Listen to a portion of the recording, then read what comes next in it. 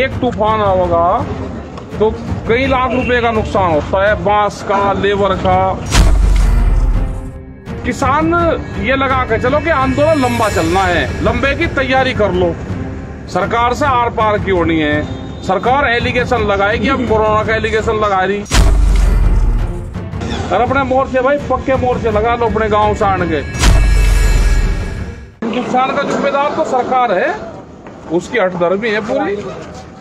और इस तरह देखोगे ये कंस्ट्रक्शन हो रही, एक इधर हो रही जो कच्ची कंस्ट्रक्शन है, ये घुमाओगे ये वाली, ये ऊपर ये काम कर रहे, ये पूरे मोर्चे बहुत टूट गए। एक तूफान होगा तो कई लाख रुपए का नुकसान होता है, बांस का, लेबर का, इनका सब चीजों का। और ये पक्की करनी पड़ रही क्योंकि बरसात होगी, बरसात में ये नहीं रुक रही, इसका बड़ा नुकसान हो रहा। तो एक बार ये डाल देंगे, फिर जब जाएंगे यहाँ से मोर्चा जब जाएगा तो कहीं दूसरी जगह काम आ जाएगी। तो उधर के पन्नी और वह तिरपाले फटती है तो वो कहीं काम नहीं आती। और किसान ये लगा के चलो कि आंदोलन लंबा चलना है, छोटा नहीं चलना, लंबे की तैयारी कर लो। सरकार से आर पार की होनी है। सरकार एलिगेशन लगाएगी, अब कोरोना का एलिगेशन लगा रही, वो लगाती रहेगी। अपने आंदोलन को इनको मजबूत रखो, सोशल डिस्टेंस का पालन करो। ठीक है, ये सारी चीजें यहाँ के लोगों को करनी पड़ेगी। जितने भी मोर्चे हैं गांव में भी बीमारी है, इसका भी अपना ध्यान रखो। और अपने मोर्चे भाई पक्के मोर्चे लगा लो अपने गांव से आन के। ये नहीं कि किसी के दूसरे के झोंपड़े में आन कर रुकोगे। अरे अपना बनाओ, अपना जाओ, अपनी टोल जाओ, उसी का अपना बनाओ। ये नहीं कि आए दूसरे के पे रुक रहे, अपना बनाओ भाई जान आन के। आप बना लग रहे आज अपने बहुत टोलियां आ रही और नए मजबूत हुए बन रहे हैं। नहीं, जैसे आज से पहले भी कई बार तमाम नुकसान हुए हैं, तो अस्थायी मोर्चा था तो इसको भी पक्का करने का निर्णय, टीन शेड से ये निर्माण यहाँ पे किया जा रहा।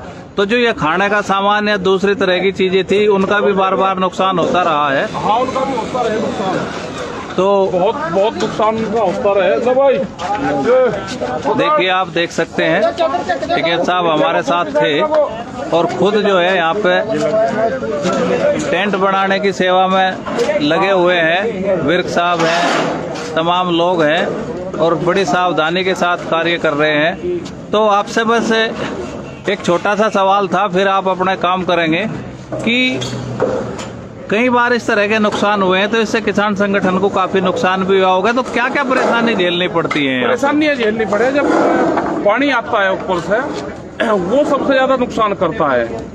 हमको जो अपने ये लगाने पड़ेंगे, ये हमको यहाँ से राइट साइड में जिधर सड़क की ऊंचाई होती है हमको वहां पर लगाने चाहिए। बहुत हमारे जो टेंट हैं वे लेफ्ट साइड में लगे हुए जहाँ से सड़क की ऊंचाई है, तो वहां से पानी आता है तो वो सबसे ज्यादा तोड़ फोड़ करता है।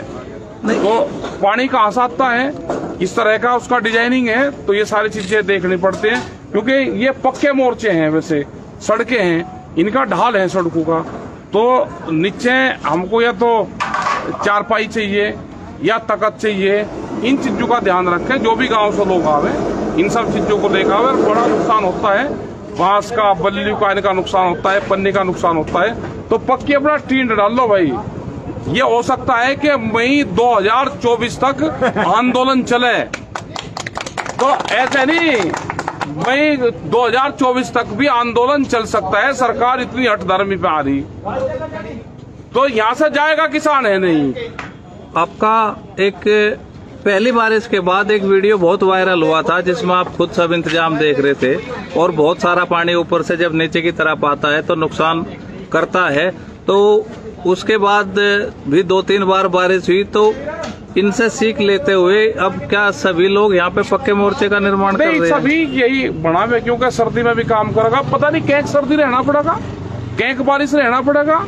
अब ये तो पटू जाएंगे, ये 6 महीने में 3-3 बार बदल लिए पन्नी। और ये इनका खर्चा भी है, अपना टीन ले आओ, अपने गाँव में ले जाना। फिर तो पक्के टीन का ही निर्माण करना पड़ेगा, यही रुका। अगर इसके नीचे अपना बांस का, उसका झोंपड़े का उसका लगा लो तो ठंड कम लगेगी, क्योंकि अब बरसात आएगी, आगे फिर सर्दी आ जाएगी, फिर गर्मी आ जाएगी।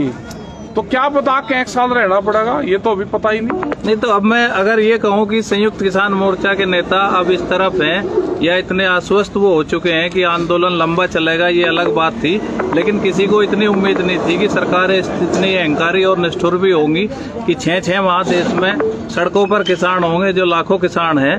तो अब आंदोलन लंबा होगा, ये बात ठीक है, लेकिन लंबे आंदोलन के लिए लंबी तैयारी भी आप लोगों ने कर ली है। पहले आप 6 माह की बात करते थे कि 6 माह का राशन लेकर आए। 26 तारीख को हो जाएंगे, 26 तारीख को 6 माह हो जाएंगे।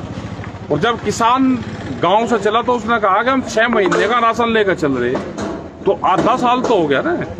अब आने वाले टाइम पे और कितना टाइम लगेगा ये तो नहीं पता।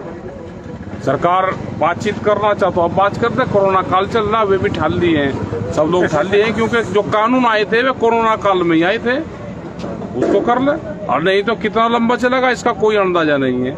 अपनी मजबूत कंस्ट्रक्शन करो भाई, अब तो जब तक सरकार नहीं मानती अपना चलाओ। एक बड़ा गंभीर सवाल है और ये सरकार भी कहीं न कहीं इस बात को जरूर सुनेगी, क्योंकि ये हमारा अधिकृत पेज है, बहुत लोग इसको देखते हैं, बहुत लाइव शेयर होता है। जिस कानून को सरकार खत्म करने वाली थी, अभी कानून होल्ड पर हैं, जिन तीनों कानून में संशोधन किया था, आज उसी कानून से, जिस कानून को खराब बताते थे, सरकार ने आशंका जाहिर की है कि दालों का स्टॉक हो सकता है, जमाखोरी हो सकती है, और उसी कानून के तहत ऑर्डर निकाला है। तो जो किसानों की आशंकाएं थी वो सच साबित हुई। इस पर भी आप कुछ कहना चाहेंगे? सच तो साबित होगी, जब कानून बना दिया तो जो बड़े घराने हैं तो स्टॉक करेंगे और वो फिर महंगे रेट में बेचेंगे।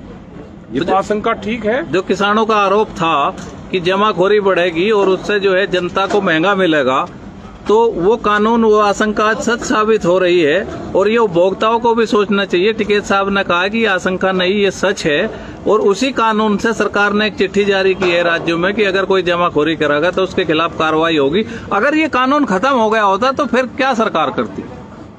फिर जरूरत ही नहीं थी, फिर कानून बना हुआ ही था, फिर जमाखोरी कोई करेगा उसके खिलाफ कानूनी कार्रवाई होगी। अब ये कौन से उससे करेंगे कानूनी उससे, क्योंकि जब कानून बना दिया, अभी तो होल्ड पे है और उसके बाद भी जमाखोरी हो रही है। तो सरकार की आशंका तो ठीक है, सरकार की भी जनता की भी, इस कानून को रद्द करें, कानून को वापसी ले, एमएसपी पे कानून बनावे, तो जब ही कंट्रोल होगा, नहीं तो वैसे कंट्रोल होने वाला नहीं है। जो बड़े कंपनियां हैं वे स्टॉक करेगी माल को, फिर महंगे रेट में बेचेगी, ये सारा काम करेगी।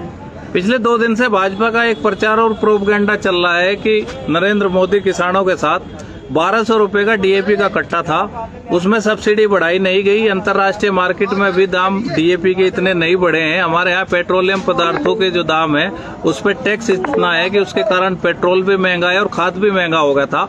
अब अचानक सरकार ने एनबीएस की सब्सिडी बढ़ाने का फैसला किया और इसको बहुत बड़ा ऐतिहासिक कदम बताया। तो इस पर क्या राय है किसानों की, क्योंकि आप किसानों का प्रतिनिधित्व करते हैं, आपकी क्या राय है? कि पैसे बढ़ा के और फिर पैसे घटा दे के लगे जीत होगी। भाई किसान का 1200 रुपए का कट्टा 1900 कर फिर वापसी 1200 का कर दिया तो जीत होगी। वो 1200 में से कितने कम हो रहे, तो उसमें सोच सकते हैं कि भाई हाँ इन्होंने ठीक काम करा। वही 1200 की चीज थी 1900 का कर फिर 1200 का कर दिया, तो ऐसे नहीं होता ना, इससे तो नुकसान किसानों को होता है। पिछले साल कोरोना काल में आपकी एक बैठक हुई थी, वर्चुअल बैठक, रासायनिक एवं उर्वरक मंत्री के साथ, मेरे ध्यान है इन्हीं दिनों की बात थी, और आपने एक डायरेक्ट सब्सिडी का सवाल उठाया था। और वो बहुत साल पहले फैसला भी हो चुका कि जो सब्सिडी किसानों को देती है, जैसे 40,000 से अधिक करोड़ से अभी ये सब्सिडी बढ़ा के ये कंपनियों के खाते में जाएगा, तो किसान संगठनों की हमेशा एक मांग रही है कि किसानों को सीधा पैसा दिया जाए। तो उस पर आप क्या कहना चाहेंगे?